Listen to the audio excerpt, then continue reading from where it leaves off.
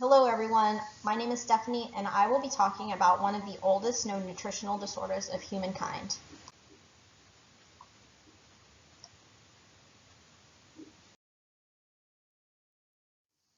Scurvy, also called scorbutus, gets its name from the French word scorbut, which means bleeding gums. It is the name of a disease resulting from a lack of vitamin C. From the 16th century to the 19th century, scurvy killed around 2 million sailors, more than warfare, shipwrecks, and syphilis combined. While there is no exact date of discovery, or discoverer for that matter, scurvy or described ailments equivalent to modern-day scurvy have been prevalent throughout much of human history. Scurvy likely began to occur in humans upon the adoption of an agrarian lifestyle, because people were able to store various grains for use during winter months. However, stored grains are extremely low in vitamin C, so it is likely that ancient people developed scurvy because these grains would dominate their diet. The first written account of a disease likely to be scurvy comes from the Ebers Papyrus, which has been dated to 1500 BC in Egypt. In ancient Greece, the father of medicine, Hippocrates, described symptoms of scurvy. Apart from Hippocrates, however, there is little documentation of instances of scurvy or its medical treatments in the ancient world. In 1740, in England, Dr. James Lind discovered that citrus fruits could prevent scurvy, and it wasn't until 1930 that vitamin C was discovered and identified as a nutrient. In fact, the active form of vitamin C is known as ascorbic acid, which is from the combined Latin terms a, meaning not, and scorbic, meaning having scurvy. So now we know that scurvy is caused by a vitamin C deficiency, but how do we get from this to this? To maintain life, we must intake macronutrients, which are nutrients that our bodies need in relatively large amounts to support normal function and health. Those include carbohydrates, proteins, and fats. But we also must intake micronutrients, which are needed in relatively small amounts. Those include vitamins and minerals.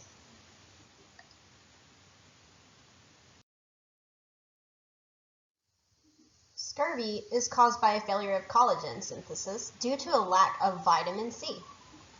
Collagen is the most abundant protein in the body. It provides structure to bone, teeth, skin, tendons, blood vessels, and many other tissues and organs. It also helps prevent bruises, and it supports wound healing because it is a component of scar tissue that mends broken bones. Vitamin C acts as a coenzyme to specific enzymes that are required to convert collagen's precursor, procollagen, to collagen. If a person is deficient in vitamin C, then the necessary synthesis reactions cannot occur. As a result, the collagen chains that are produced cannot braid into thick strands of fibers. Instead, they are weak and quickly destroyed, and the body tissues essentially fall apart. Because the body cannot form collagen without adequate vitamin C, tissue hemorrhage or bleeding occurs. The symptoms of scurvy may begin to appear after a month of vitamin C deficient diet, but it could take as long as 3 months to begin to notice symptoms. If you or someone you know is exhibiting symptoms of scurvy, seek medical attention immediately. The symptoms are as a result of vitamin C deficiencies: weakness, feeling fatigue, sore arms or legs, gum diseases, easy bleeding, myalgia due to carnitine production, roughness of skin, petechia, and poor wound healing.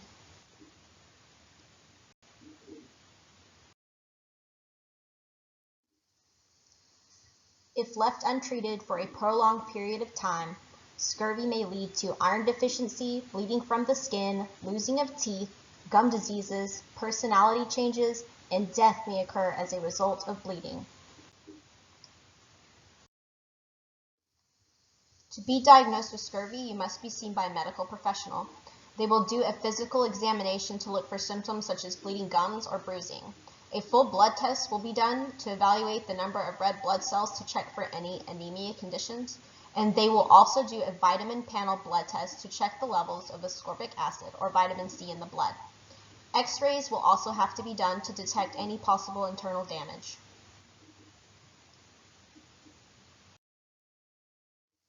Depending on the severity of scurvy, treatments may be as simple as adding some vitamin C to your diet, such as fresh fruits and vegetables.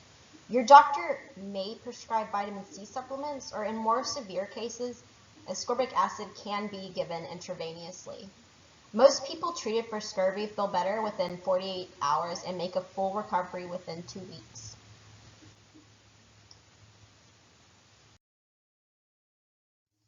Because vitamin C is water soluble, we usually excrete any excess, so there is very little risk involved in treatment. However, high doses of vitamin C can be harmful to individuals with a disease called hemochromatosis, which causes an excess accumulation of iron in the body, leading to tissue damage and heart attack. In people who have pre-existing kidney disease, taking excess vitamin C can lead to the formation of kidney stones.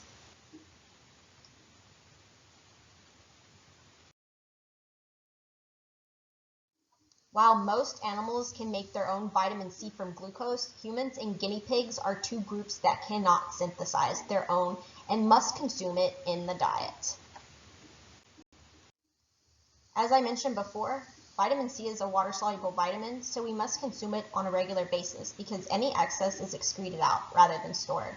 However, the RDA for vitamin C is easily obtained. It is recommended that men 19 years old and older need to intake 90 milligrams of vitamin C daily. Women 19 years old and older need 75 milligrams a day, and smokers need to increase their intake by 35 milligrams.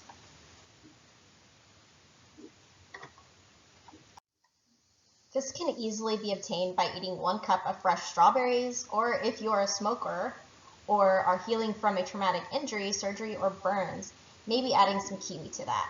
Fresh fruits and vegetables are the best source of vitamin C. Populations most affected or most at risk of scurvy are those living in undeveloped or impoverished countries, or those that may not have access to foods containing vitamin C. Very young children or individuals 65 years of age or older, those who are homebound, or those who abuse drugs and alcohol, individuals with underlying health conditions such as irritable bowel syndrome or forms of inflammatory bowel disease, including Crohn's disease or ulcerative colitis, individuals with eating disorders, and people who simply do not include fruits and vegetables in their diet. That cup of noodles may be tasty and easy to heat in the dorm room, but it does not contain vitamin C.